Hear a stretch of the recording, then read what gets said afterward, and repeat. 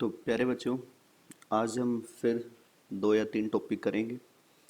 आज का अपना टॉपिक रहेगा यूनिफॉर्मली चार्ज्ड रोड। पिछले में रिंग का रहा था, आज में किसका है? रोड का, जिसका 1, 2 और 3 केस हम देखेंगे। आइए शुरुआत करते हैं फर्स्ट केस से। Electric field eight N axial point of A uniformly charged road. ये आपके पास प्यारे बच्चों एक रोड है, ये यूनिफॉर्मली चार्ज्ड। मान लो, हम मान के चलते हैं कि ये पॉजिटिवली चार्ज्ड रोड है जिसकी लेंथ है L के बराबर। लेंथ कितने के बराबर? L। और मान लो इस पे चार्ज है Q। And you have to calculate electric field at axial line. ये है इसकी एक्सियल लाइन होती है। इस एक्सियल लाइन पे कोई भी पॉइंट ले लिया, मान लो ये P पॉइंट ले लिया जो इस एंड से R डिस्टेंस पे था। इस एक एंड से मान लो रोड का नाम आप A भी रखते हो, तो B से लेके P तक डिस्टेंस कितने के बराबर है प्यारे बच्चों? R के बराबर। इस पॉइंट पे आप लोगों को इलेक्ट्रिक फील्ड चाहिए, ठीक है। अब एक बात हम जानते हैं कि भाई अपने जो फॉर्मूला था इलेक्ट्रिक फील्ड का, जो हमने पहले पढ़ा है, वो तो केवल पॉइंट चार्ज के लिए एप्लीकेबल है। कंटिन्यूअस चार्ज के लिए तो डायरेक्ट कोई फॉर्मूला है ही नहीं। तो फिर क्या करेंगे? पहले एक स्मॉल पॉइंट चार्ज मान के चलेंगे। तो इसमें क्या कंसिडर कर लो? एक स्मॉल सा पॉइंट चार्ज कंसिडर कर लो। एक छोटी सी लेंथ एलिमेंट ले लिया हमने, ये एक लेंथ एलिमेंट ले लिया, ठीक है।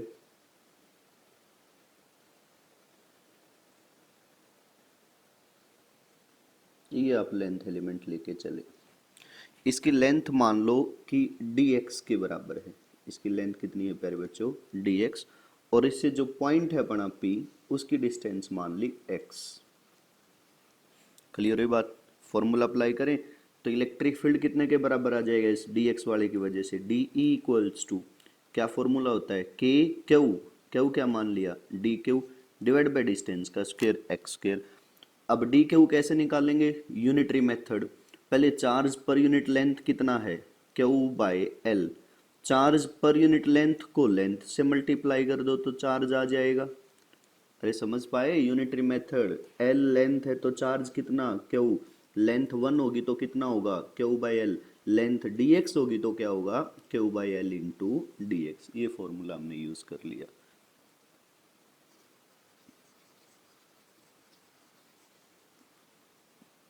तो ये तो क्या आया? डी ई आया। टोटल के लिए क्या करें अब? इंटीग्रेट। अच्छा, डी क्यू की वैल्यू रख तो दो ये। तो D E that equals to K, and what is the value of D Q? Q by L into D X. साथ में नीचे क्या है प्यारे बच्चों? X square. अब पूरे के लिए क्या कर दो? इसको इंटीग्रेट कर दो, आंसर आ जाएगा। लिमिट किसकी? एक्स की। एक्स कम से कम कितना हो सकता है? आर। भाई कम से कम डिस्टेंस तो बी से होगी, और ज्यादा से ज्यादा कितना हो सकता है? R plus L. भाई पी पॉइंट की मिनिमम डिस्टेंस है बी से, मैक्सिमम डिस्टेंस है ए से। तो लोअर लिमिट और अपर लिमिट। तो एक्स की लोअर लिमिट क्या आएगी आपके पास? आर। अपर लिमिट क्या आएगी? R plus L. K Q by L into D X, और साथ में है एक्स स्क्र। आपको नजर आ रहा होगा के क्यू और एल तो कॉन्स्टेंट है, बाहर आ गए। इंटीग्रेशन में क्या रह गया? 1/x²। 1/x² मतलब x की पावर -2। इसका इंटीग्रेशन करना है प्यारे बच्चों, r से लेके r प्लस एल तक। तो x², x की पावर -2, पावर एक बढ़ा दो, उसी से डिवाइड कर दो। -2 से एक बढ़ाओगे तो -1, -1 से ही क्या करना है? डिवाइड करना है। तो ये आ जाएगा के क्यू एल। इसका इंटीग्रेशन आएगा -1/x। लिमिट क्या है? r से r प्लस एल। तो के क्यू बाय एल, और लिमिट क्या आई? अपर लिमिट -1/x की जगह पे r plus L. Lower limit minus करते हो, माइनस माइनस क्या हो जाएगा? +1/r। एलसीएम लेके सोल्व कर लेंगे। तो इसको सोल्व करोगे तो या इतना ही छोड़ दो, क्या दिक्कत है? के क्यू एल क्या आया? 1/r प्लस का हो गया, पहले लिख दिया इसको, और ये माइनस है, एल प्लस आर लिख लो या आर प्लस एल, आपकी मर्जी है। ये इलेक्ट्रिक फील्ड आया एक एक्सियल पॉइंट पे। कैसे पॉइंट पे प्यारे बच्चों? एक्सियल पॉइंट पे। उम्मीद करता हूँ कि समझ आया होगा। क्या किया हमने? वही पॉइंट चार्ज का फॉर्मूला अप्लाई किया, उसकी वजह से इलेक्ट्रिक फील्ड आया के d Q by x square, फिर डी क्यू की वैल्यू रख दी, चार्ज पर यूनिट लेंथ को इसकी लेंथ से मल्टीप्लाई कर दिया, और फिर कंप्लीट के लिए क्या कर दिया, इसको इंटीग्रेट कर दिया। लोअर लिमिट अपर लिमिट देख ली कि भी वेरिएबल देखना जरूरी होता है कि लिमिट किसकी पुट करनी है। जैसे अगला केस आएगा उसमें देखना लिमिट किसकी पुट करते हैं ये चीज भी मायने रखती है। नेक्स्ट जो अपना टॉपिक है प्यारे बच्चों वो है electric field at general point due to a uniformly charge rod. अब एक जर्नल पॉइंट पे देखेंगे, देखो क्या है वो। जर्नल पॉइंट में ये अपनी रोड होगी,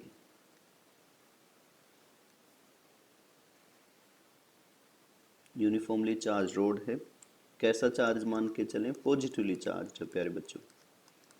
इसकी लेंथ कितने के बराबर है, एल, लेंथ कितने के बराबर एल, और चार्ज कितना क्यू, टोटल चार्ज इस पे कितने के बराबर है, क्यू के बराबर है। और आपको कोई पॉइंट पी है, ये है कोई पॉइंट पी, इस पॉइंट पे क्या चाहिए, इलेक्ट्रिक फील्ड चाहिए। यहां इस एंड से देखा जाए तो मान लो ये एंगल आपके पास थीटा 1 दे रखे है, और इस एंड से लेके चलो तो मान लो एंगल क्या है, थीटा 2।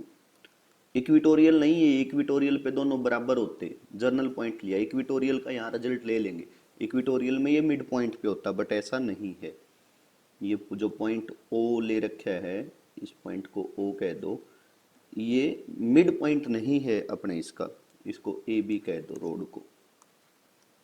तो इसकी length L, distance R, charge Q ये दे रखा है, क्यू दे रखा है, एल दे रखा है, आर दे रखा है, थीटा 1 दे रखा है, और प्यारे बच्चों थीटा 2 दे रखा है, और ये अपना पॉइंट पी है जहां इलेक्ट्रिक फील्ड हमें फाइंड आउट करना है।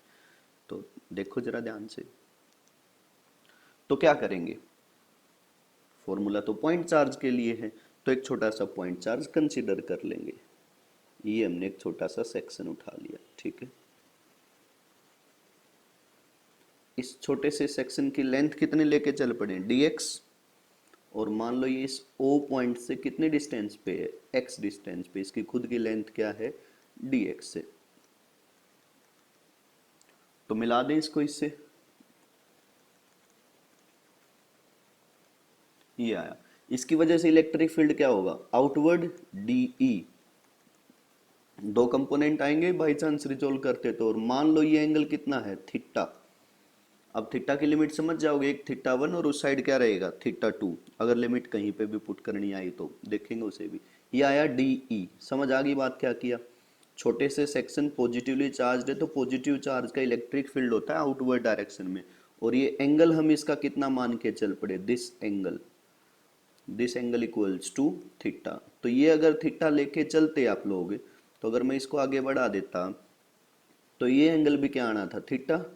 तो इसके दो कंपोनेंट हो गए, एक horizontal component that is DE sine theta, एक वर्टिकल कंपोनेंट आ जाता DE कोस थीटा।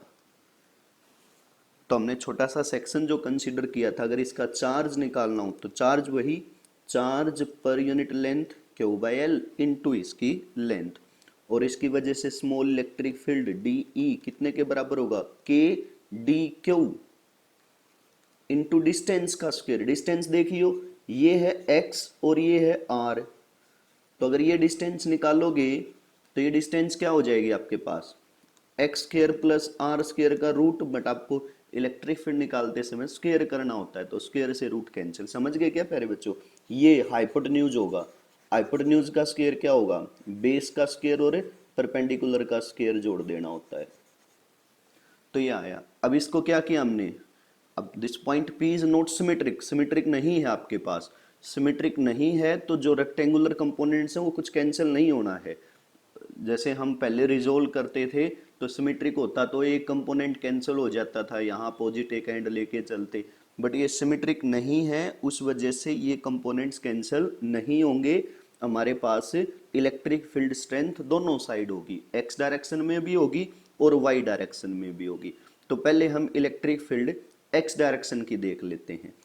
देखो ये प्यारे बच्चों, अगर अब हमें फाइंड आउट करना हो इसका हॉरिजेंटल कंपोनेंट, कैसा कंपोनेंट है, हॉरिजेंटल कंपोनेंट, तो उसके लिए अब हम क्या करेंगे, DE की वैल्यू रख दो। DE की वैल्यू क्या है, K d Q divided by x square plus R square, x square plus R square, और इसमें लेके चलेंगे तो इसमें क्या है फिर आपके पास X square plus R square में देखेंगे तो एज इट इज आ गया, साथ में कौन है साइन थीटा, तो साइन थीटा को एज इट इज लिख दो। अब हमें क्या करना है, डी क्यू की वैल्यू भी पुट करनी है, तो डी क्यू की वैल्यू क्या आ जाएगी आपके पास, के यू का यू, डी क्यू की जगह पे आ गया Q by L into D x, Q by L into D x, clear है बात। साथ में कौन था साइन थीटा, और डिवाइड बाई क्या है x square plus R square. अब देखो इसकी जब इंटीग्रेट करोगे तो आपके पास लिमिट किसकी है, थीटा 1 और थीटा 2 की, तो dx को हटाना जरूरी है, तो dx को रिमूव करने के लिए हम पहले वैल्यू निकाल लेते हैं x की। देखो कैसे निकालोगे, ये डिस्टेंस आपके पास x, ये डिस्टेंस क्या है आपके पास है x, और ये डिस्टेंस क्या है r, ये r है और ये क्या है x, तो ये हो गया हाइपोटेन्यूज, ये हो गया परपेंडिकुलर एंगल के सामने, और ये बेस, आपको परपेंडिकुलर निकालना है और बेस दे रखा है, तो सबको पता है परपेंडिकुलर बाय बेस किसके बराबर होता है टेंजेंट थीटा, तो परपेंडिकुलर है x, बेस है r, तो x बाय r क्या आ जाएगा टेंजेंट थीटा, तो यहां से r क्या आया x टेंजेंट थीटा, क्या आया प्यारे बच्चों सॉरी x क्या आया r टेंजेंट थीटा। dx और चाहिए तो दोनों साइड डिफरेंशिएशन कर दो थीटा के रिस्पेक्ट में, x का डिफरेंशिएशन क्या हो जाएगा dx by d theta, R U का यू, टेंजेंट थीटा का डिफरेंशिएशन होता है प्यारे बच्चों सीकेंट स्क्वायर थीटा, तो ये आपका डिफरेंशिएशन आया। यहां से अगर dx की जरूरत होती तो डी थीटा को ऊपर ले जाओ, R secant square theta into d theta, ये आपके पास वैल्यू आई dx की।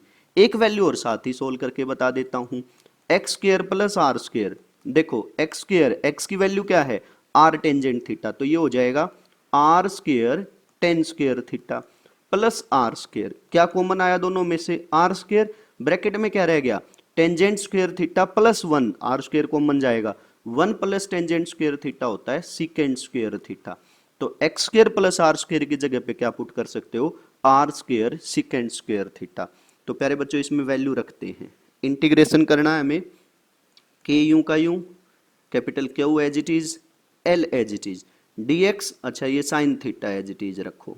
अब dx की वैल्यू पुट कर दो, dx की वैल्यू क्या है r secant square theta, r secant square theta, साथ में क्या है d theta, divided by x square plus R square किसके बराबर है, वो है प्यारे बच्चों R square plus secant square theta, plus secant square theta, कुछ कैंसिल हो रहा है, एक आर से एक आर गया, सीकेंट स्क्वायर थीटा से सीकेंट स्क्वायर थीटा गया, क्या रह गया हमारे पास integration Q K Q by L, साथ में नीचे एक आर है और ऊपर रह गया साइन थीटा, इनटू में क्या है डी थीटा, इसको आपको इंटीग्रेट करना है, क्या करना है इसे इंटीग्रेट, लिमिट्स, और देखो थीटा की लिमिट क्या हो सकती है, अगर आप थीटा की लिमिट पे चलो तो देखो थीटा इस साइड ज्यादा से ज्यादा कितना हो जाता थीटा 1, और इस साइड क्या होता थीटा 2, तो एक थीटा 1 और एक थीटा 2, तो लिमिट समझ आई क्या है इसके लिए।